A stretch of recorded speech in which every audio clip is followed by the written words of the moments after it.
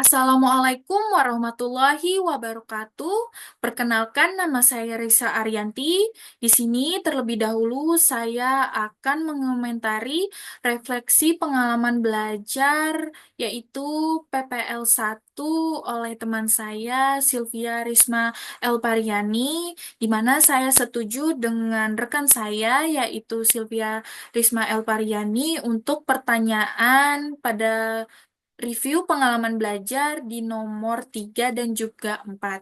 Terutama di nomor 4 bahwa kami memang di sekolah membuang-buang waktu selama beberapa minggu karena laman LMS PPL 1 belum muncul atau muncul setelah beberapa minggu. Hal tersebut membuat kami bingung dalam mengisi atau melakukan apa di sekolah. Hal tersebut didukung juga oleh internet sekolah yang lumayan buruk sehingga kami bingung juga dalam mengerjakan tugas di sekolah. Kemudian saya akan merefleksi pengalaman belajar PPL 1, yaitu yang pertama ada pengalaman belajar apa yang berguna dan menarik. Menurut saya pribadi, pengalaman belajar yang saya lakukan pada 1 semester berguna dan juga menarik, mulai dari orientasi, observasi, asistensi mengajar, dan praktik pembelajaran terbimbing. Hal yang berguna dan menarik menurut saya adalah saat melakukan observasi dan praktik pembelajaran terbimbing.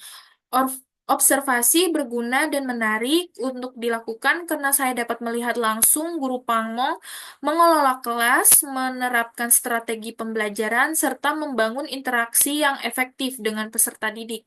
Kemudian, praktik pembelajaran terbimbing menarik dan berguna karena saya memiliki kesempatan untuk menerapkan teori yang telah saya pelajari. Yang kedua ada pengalaman belajar apa yang berguna tetapi kurang menarik. Pengalaman belajar yang berguna tetapi kurang menarik menurut saya adalah saat mengerjakan LMS pada bagian PPL 1. Pada saat proses pengerjaan topik-topik PPL 1, saya tidak hanya mengerjakan modul saja, tetapi mengerjakan jurnal harian, observasi secara terus-menerus atau secara berulang-ulang, sehingga hal tersebut menurut saya menjadi kurang menarik untuk dikerjakan. Tetapi hal tersebut wajib untuk saya isi karena memang hal tersebut adalah kewajiban saya sebagai mahasiswa.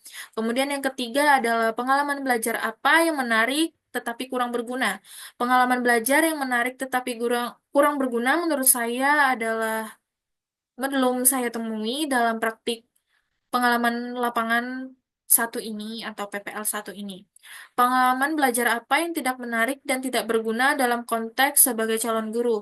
Menurut saya pengalaman belajar yang tidak menarik dan tidak berguna adalah setiap hari di sekolah. Maksudnya, sebenarnya jadwal mengajar saya adalah 2 kali seminggu dan saya juga dapat membantu teman saya mengajar di kelas lain atau membantu rekan saya.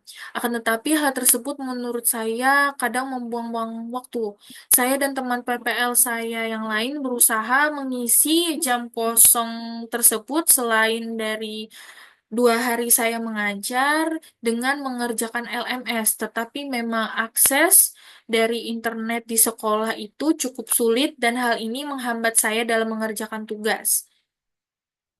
Sehingga jam kosong ini menurut saya tidak berguna dan juga tidak menarik. Kemudian apa yang telah terjadi? Mata kuliah PPL 1 ini sudah memberikan saya banyak pemahaman baru dan bermakna mulai dari kegiatan orientasi, kegiatan observasi, dan praktik pembelajaran terbimbing. Selama orientasi, saya belajar tentang struktur organisasi sekolah, visi dan misi, serta budaya sekolah. Observasi memberikan saya wawasan tentang gaya belajar siswa, interaksi sosial mereka, dan tantangan yang mereka hadapi.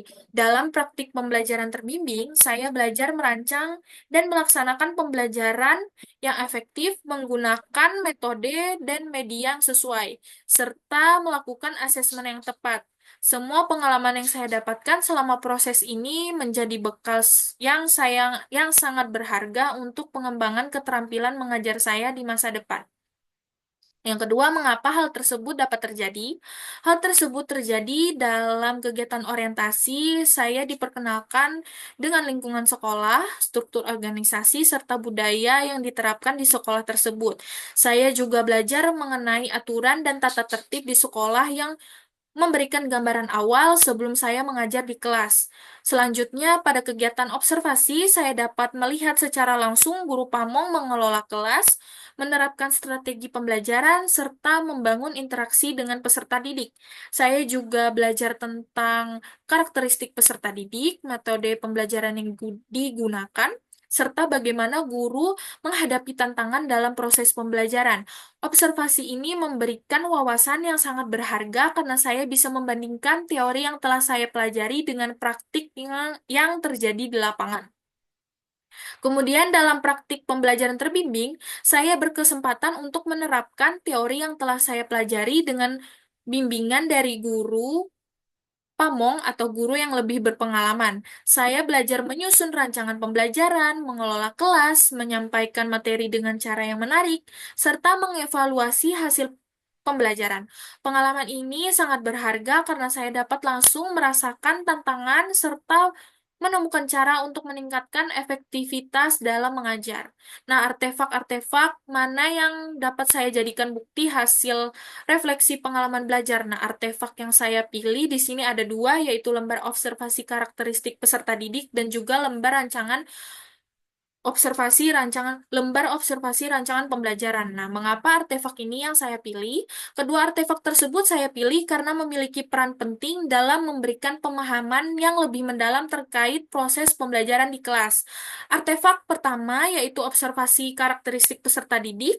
Melalui artefak ini saya dapat mengetahui gaya belajar, budaya kelas, status sosial peserta didik, minat belajar, kemampuan awal, motivasi belajar, dan perkembangan emosi dan sosial dari peserta didik. Artefak kedua adalah observasi rancangan pembelajaran. Artefak ini membantu saya dalam mempelajari bagaimana guru pamong membuat rancangan pembelajaran dan mengaplikasikannya saat proses pembelajaran. Bagian mana dari artefak ini yang mendukung hasil refleksi saya? Artefak yang menurut saya mendukung hasil refleksi saya adalah observasi karakteristik peserta didik. Melalui observasi ini, saya dapat memahami tingkat pemahaman, gaya belajar, dan juga minat dari peserta didik. Kemudian, apabila saya mengajar atau membahas topik ini dengan mempertimbangkan prinsip pembelajaran bermakna yang berpusat kepada siswa, perubahan apa yang akan saya lakukan?